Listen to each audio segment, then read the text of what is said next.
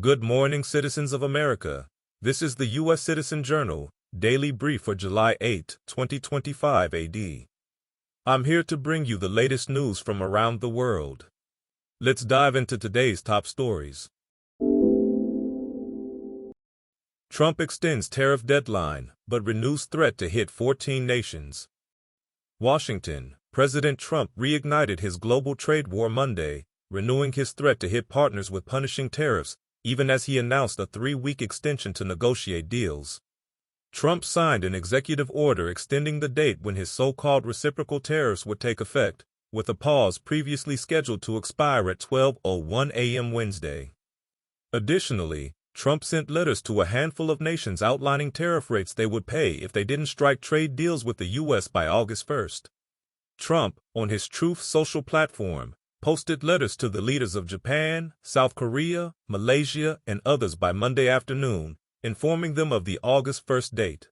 In all, Trump sent letters to 14 nations. Earlier, Leavitt suggested just over a dozen nations would get letters, but didn't specify how the countries were chosen. More than 80 nations were subject to the tariffs, first announced April 2nd. Texas floods, over 100 dead, dozens missing in Kerr County tragedy. Kerrville, TX. More than 100 people have been confirmed dead in severe flooding in central Texas as emergency workers continue to look for dozens who remained missing. In Kerr County, Camp Mystic said it was grieving the loss of 27 campers and counselors. 10 girls and 1 counselor were still unaccounted for on Monday, the 4th day of the search. While local authorities dispatched rescue workers to the region, the Coast Guard and Texas National Guard quickly joined the mission, sending military support to flood-afflicted areas. Texan officials said Sunday night that the National Guard's Black Hawk helicopters had rescued 361 people, with 159 more people recovered by ground. Coast Guard officials said on social media that they dispatched the distinctive orange and white MH-65 Dolphin helicopters, evacuating 15 people from Camp Mystic and assisting in the rescue of 230 more. Musk forms America Party in bid to disrupt two-party system, Trump blasted as off the rails.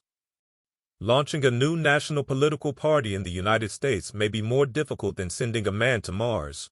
Elon Musk, the world's richest man, who last year was the nation's biggest known political donor, now says that he is trying to do both. But while the effort to achieve interplanetary travel has made slow progress for over 20 years, the past several decades of American politics are littered with abandoned attempts to disrupt the two-party system. It remains to be seen how serious Mr. Musk is about the new political project, and whether it will evolve from musings on his social media platform to a fact of real life. While he declared on Saturday that, today, the America Party is formed, so far he has yet to register it with the Federal Election Commission. Mr. Musk has said the America Party would be a new entity and would have the goal of disrupting the two major parties' hold on the federal government. Editor's note: you would have lost a lot of money betting against Musk over the past 20 years, but this won't work. President Trump assailed Elon Musk on Sunday night, describing him as off the rails, after Mr. Musk said he was creating a new political party amid an ongoing rift with the president. I am saddened to watch Elon Musk go completely off the rails, essentially becoming a train wreck over the past 5 weeks, Mr. Trump wrote on Truth Social on Sunday evening. He even wants to start a third political party, despite the fact that they have never succeeded in the United States. Mr. Musk's effort to create a new political party, called the America Party, is the latest rupture in his relationship with Mr. Trump. As Elon Musk confronts deepening business and political challenges in the U.S., he's also facing trouble in his other most important market, China. Tesla's most immediate challenge in China is its shrinking market share, even as the country's EV market has mushroomed. In May, Tesla sold slightly fewer than 40,000 cars in China, down 30% from the same month a year earlier, while the overall market for new energy vehicles, a category that includes full EVs and plug-in hybrids, rose 28%. Major tech firms fund $23 million AI Training Academy for U.S. teachers. New York, July 8, 2025. The tech industry's campaign to embed artificial intelligence chatbots in classrooms is accelerating. The American Federation of Teachers, the second-largest U.S. teachers union, said on Tuesday that it would start an AI training hub for educators with $23 million in funding from three leading chatbot makers, Microsoft, OpenAI, and Anthropic. The union said it planned to open the National Academy for AI Instruction in New York City, starting with hands-on workshops for teachers this fall on how to use AI tools for tasks like generating lesson plans. U.S. to send more arms to Kyiv. Crucial Patriot missile supply unclear. Washington, President Trump said Monday the U.S. would resume providing Ukraine with arms to help it withstand Russian attacks after months of trying without success to draw Moscow into negotiations on ending the war. They have to be able to defend themselves, Trump said of aiding Kyiv during a meeting with Israeli Prime Minister Benjamin Netanyahu. They are getting hit very hard. Now they are getting hit very hard. We're gonna have to send more weapons. His comments were the strongest indication so far that Trump has come around to the idea of strengthening key defenses less than a week after it was disclosed that the Pentagon was withholding a shipment of arms earmarked for Ukraine. The pause in weapon shipments to Ukraine, reported last Tuesday, surprised other parts of the U.S. government, including the State Department and members of Congress, as well as Kyiv. After Trump and Putin's phone conversation, Russia launched drones and missiles at Kyiv and other Ukrainian cities in the largest single barrage so far in the war, the Ukrainian Air Force said. Patriot interceptors are especially sought after by Ukraine, whose political and military leadership have lauded the anti-missile system for its ability to counter Russian ballistic missiles. They do want to have the anti-missile missiles, as they call the Patriots, and we're going to see if we can make some available, Trump said last month. They are very hard to get. We need them too. The U.S. has provided $66.9 billion in military assistance to Ukraine since Russia's 2022 invasion, according to a State Department fact sheet dated March 2025.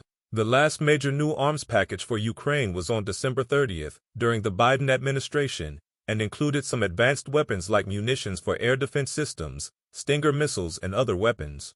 The package was worth $1.22 billion.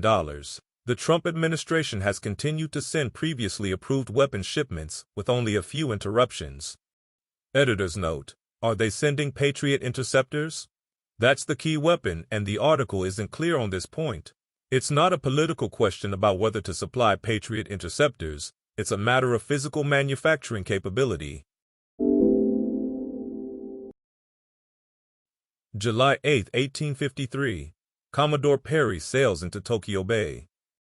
Commodore Matthew Calbraith Perry, representing the U.S. government, sails into Tokyo Bay, Japan, with a squadron of 4 vessels.